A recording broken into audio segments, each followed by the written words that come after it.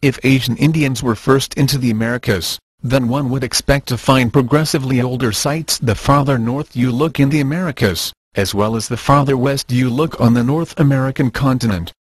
While this claim sounds accurate, it does not take into account the climatic factors that were occurring at the last glacial maximum.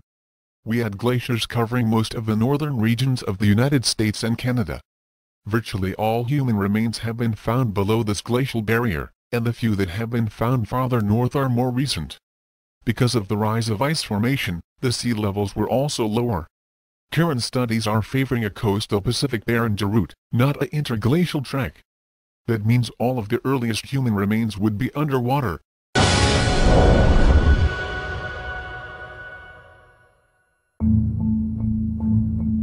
At the peak of the last ice age, much of North America was swathed in a massive blanket of ice, up to 3 kilometers deep.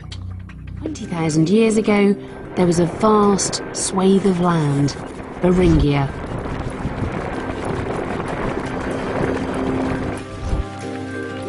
But a huge expanse of ice still blocked the way to the rest of the Americas. They didn't cross the open ocean. Could they possibly have followed the coast? There should be evidence along these shores. But there's a problem. How do you search for something that's hidden beneath 100 meters of water?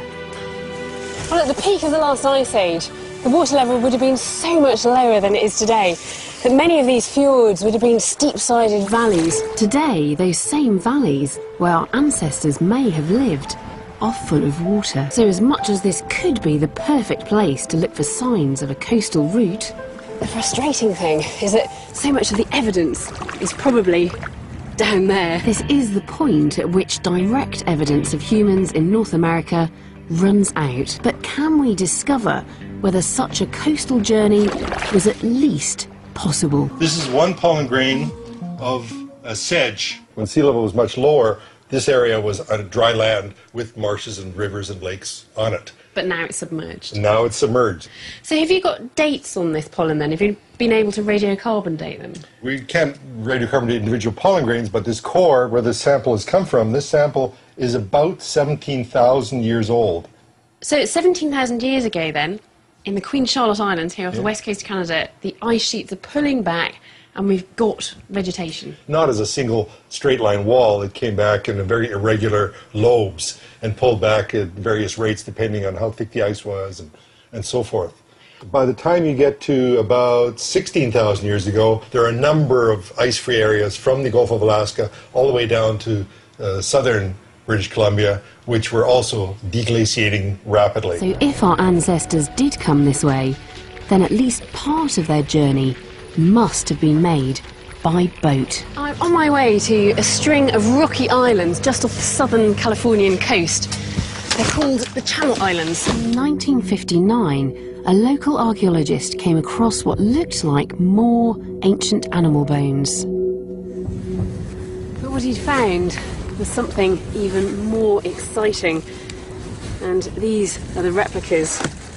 Sticking out of the hillside here, he found the fragmented remains of 2 human femurs, or thigh bones. Radiocarbon dating revealed that the bones belonged to a person who lived here almost 13,000 years ago. Back then, this island would still have been 10 kilometres away from the mainland. And that means the only way to have got here would have been by boat. John Johnson is an expert on the prehistory of the American West Coast. A few years ago, a friend of mine called me up and told me that they had just identified DNA from an ancient jawbone found in southern Alaska, in a cave in southern Alaska. When John compared the DNA from the ancient jawbone with modern samples from across the 2 continents, he noticed a pattern. Okay, we have here in southern Alaska the original DNA from the jaw. Then we have the Chumash Indians that live in this part of California. We've also found this type in northwest Mexico. We found it among the Cayapa Indians in coastal Ecuador. We've also found it among the Mapuche Indians in southern Chile, among the Yagan people of southern Patagonia, and here in prehistoric burials in Tierra del Fuego. I think this is the best evidence to date, indirect evidence of an ancient coastal migration, that this particular group gradually moved down the Pacific coast, taking advantage of coastal resources, and left behind descendants today who still live in all of these areas. Looking at all these strands of evidence then, it seems the most likely route taken by the first Americans was not down through the ice sheets, as many archaeologists used to think, but all the way down along the Pacific coast of the Americas. We can imagine those first pioneers paddling along the edge of the ice some 17,000 years ago, and their descendants moving down along the coast, reaching the southernmost tip of the Americas within just a couple of thousand years. As the amazing journey has pointed out, a coastal migration is the most likely route and explains very clearly why no remains have been found where the earliest Americans first set foot. The remains are underwater.